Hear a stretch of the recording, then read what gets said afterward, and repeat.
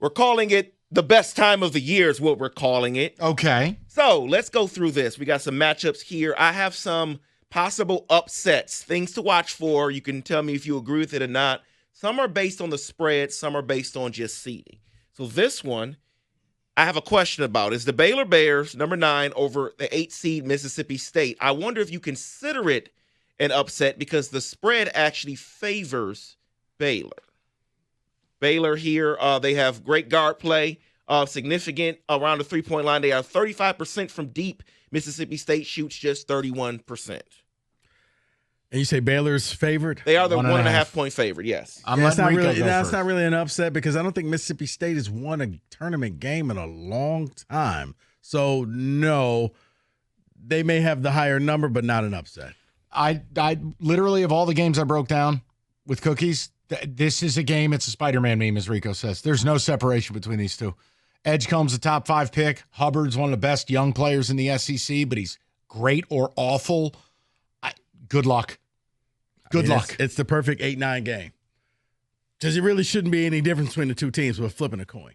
Next on the list would be the 10 seed Arkansas Razorbacks versus the 7 seed Kansas Jayhawks. Now, I guess the best thing for them would be that they have bigs to play against Hunter Dickinson. I just don't know if you can stop Hunter Dickinson. So would you consider 10 over a 7 for this one an upset? And could it happen? I think David, I think it can happen. I think it will happen. You don't have to stop Hunter Dickinson. Hunter can stop himself because he will do dumb things in the game. He does. Or it's one of those where you let Hunter cook and you shut everybody else down. So he goes out there and scores 28 points, but nobody was able to match him. I think that Arkansas has enough athletes that they can get this thing done. I like Arkansas in this upset victory. So, yes, it would be an upset, but I think Arkansas will do it. Boogie Fland is back for Arkansas, so that's a big thing. But I'm with Rico. There's a world I think Kansas is better without Hunter. I think they've tried to go square peg, round hole. It hasn't worked. They went and paid for A.J. Storr. He rides the bench. They're just not good. And look, maybe it'll be like last night. They'll turn into Leviathan like UNC did. But that was the ultimate in spite. You saw that coming. Everybody said, you stink, you don't belong. Okay, watch this. They still don't. All it says is the tourney should be 64 teams, but I digress. No, David, I wouldn't consider it much of an upset. 7, 10, 8, 9, throw them in a hat. Hell, there's 6 11s. If the spread's 2.5 points, that's not an upset. So let me ask you this one on the next two, because I know in football we talk about 5.5 being the devil's number. That's right. What does that mean in college basketball for these two? Number 9, Oklahoma versus number 8, UConn. UConn, 5.5 point favorite. Yeah. UCLA, the 5.5 point favorite, 7 seed over the 10 seed Utah State Aggies. I mean, the UConn one is they're just a big public team. They're a brand name. They're a 2-time defending national champion. It's like Michigan. Michigan's a big brand name. Everybody's betting on Michigan, yet the spread goes down. I don't think it means a lot there. Look, the UCLA game, I leave to Rico. I don't like UCLA. I just don't know if Utah State has what it takes to get this done. Yeah, I mean, I think UCLA can get it done, David. It's one where you're probably going to have to sweat it out with free throws. Mike, this is a game where the first one to 50 is going to win. Possible. I mean, the pace for both teams are like each, I think, like 250. Like, it's going to be a rock fight. It's going to be ugly basketball. It's not going to be one up in the quad box. If you bet it, just bet it and forget it. I think UCLA will win, but it's going to come down to free throws. It'll be an ugly game. Yeah, you haven't hit on my upset pick yet. I wonder if this one's it, because a lot of people seem to like this next one. It is the 11 seed Drake over the 6 seed Missouri Tigers. Since March 1st, Missouri is 1-4, and they're awful defensively. Well, it's a battle of pace. Missouri wants to get up and down. They play very free and loose. They're athletic. Drake is going to crawl it. They're going to slow the pace down. They're going to run their offense. They're going to run their sets. They're going to rebound the basketball. That's just conflicting styles. No, I don't think Drake wins. And that's what, 6.5, 7 point spread. Yes. Yeah. You still haven't said my upset. What is yours, Mike? Let me guess. Would it be Yale and Texas A&M? No. Wow. 2 words. High Point. Purdue.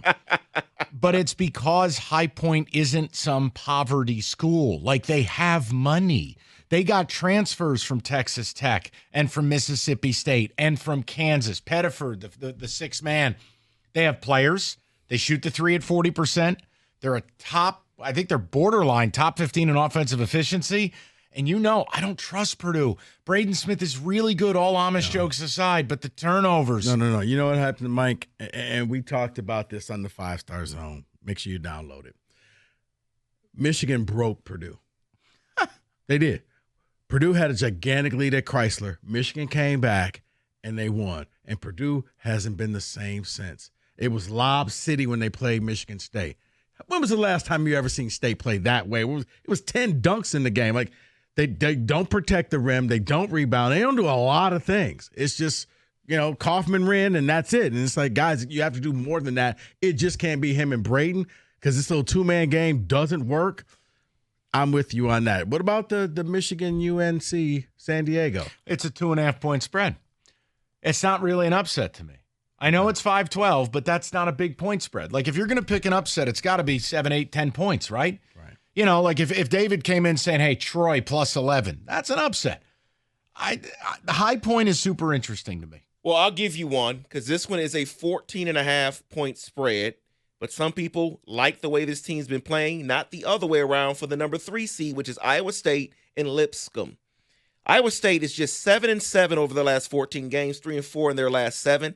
Didn't look good in the tournament. They haven't won a game away from home since early January. Upset alert? I guess that says no there. You know what the problem is? Live radio, and I'm thinking, and you can't do that, okay. And I'm not serving the audience. I think that eventually Iowa State being down a man will hurt them. I don't think it's going to hurt them in this game. You know who loves Lipscomb? Who? Cookies. Really? Yeah, I stayed away from this game. If anything, I may end up with Iowa State. They suffocate you defensively. And look, they were 18-1, and then Momcilovic got hurt, and they lost several games. Now they're down another guard. What is it, Gilbert? David, it was a stay away for me. I don't know that they can get beat in this game. That would be a horrendous loss for Iowa State. And look, I know this doesn't fit into your view of an upset, Mike, yes. But the fact that North Carolina is now favored over Ole Miss, is that concerning? Yeah, because a team that doesn't deserve to be in is going to go to the Sweet 16 again. This happens every year. I hate it. I hate everything I watched.